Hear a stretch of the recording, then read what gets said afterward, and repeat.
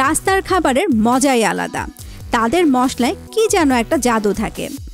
একটু চেষ্টা করলে আমরা এই খাবারগুলো কিন্তু খুব সহজেই বাসায় বানাতে পারি।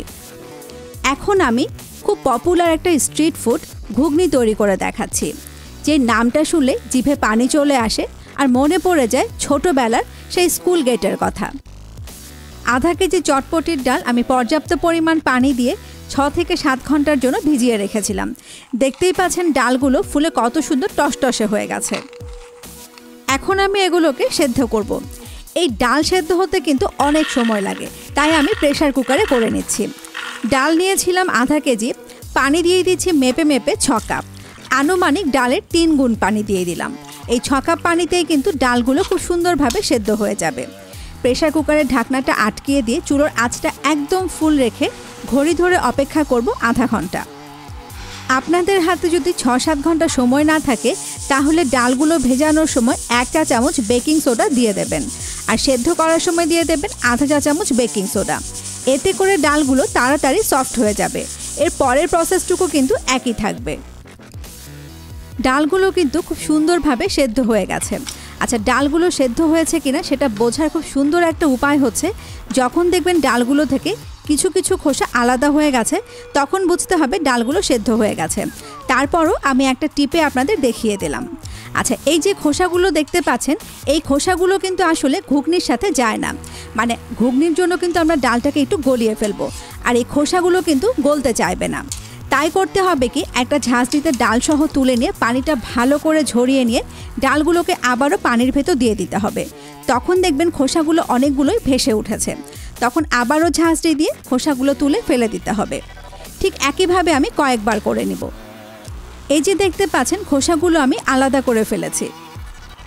এই পানিগুলো কিন্তু আমি ফেলে দেব না। এখন এই পানিতেই ডালগুলো আরও ভালো করে সেদ্ধ করব। হলুদের গুঁড়ি দিয়ে দিলাম 1/4 চা চামচ, আর লবণ দিয়ে দিলাম 1 চা চামচ। একটু ভালো করে মিক্স করে নিচ্ছি। চুলোর আঁচটা একদম ফুল রেখে এবার আমি এই ডালগুলোকে আরও রান্না করব। ততক্ষণ রান্না করব যতক্ষণ না পানিটা একদম শুকিয়ে আসে। এখানে ছোট্ট একটা টিপস দিয়ে দিই, ডালগুলো কিন্তু খুব বেশি নাড়াচাড়া করবেন না, এতে করে সবগুলো ডাল কিন্তু গলে ভর্তা হয়ে যাবে।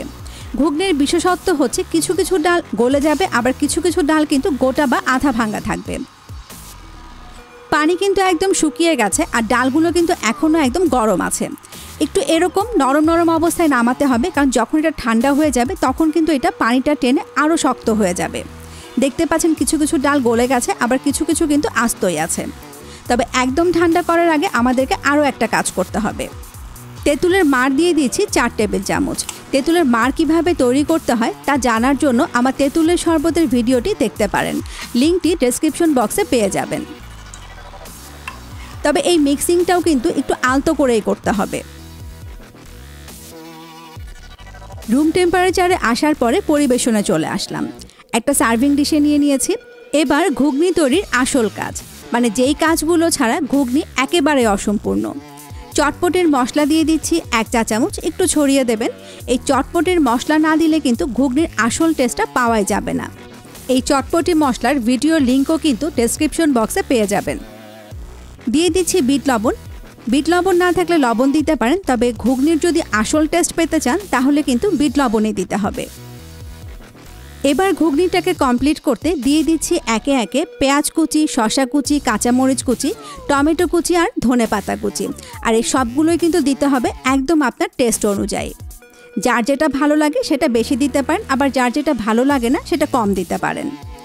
আমরা অনেকেই আবার ঘুগনির ওপর চানাচুর, ফুচকা বা পাঁপড় ভেজে ক্রাশ করে ছিটিয়ে দিয়ে থাকি।